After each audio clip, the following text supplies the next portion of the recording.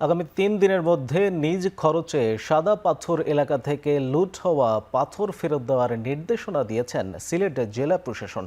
শনিবার বিকেলে কোম্পানিগঞ্জে স্থানীয় প্রশাসন ও জনপ্রতিনিধিদের সাথে জেলা প্রশাসনের মতবিনিময় সভায় এই সিদ্ধান্ত হয়। ২৫ আগস্ট সন্ধ্যার পর কারো কাছে সাদা পাথর পাওয়া গেলে কঠোর ব্যবস্থা নেওয়া হবে বলে জানিয়েছে জেলা প্রশাসন।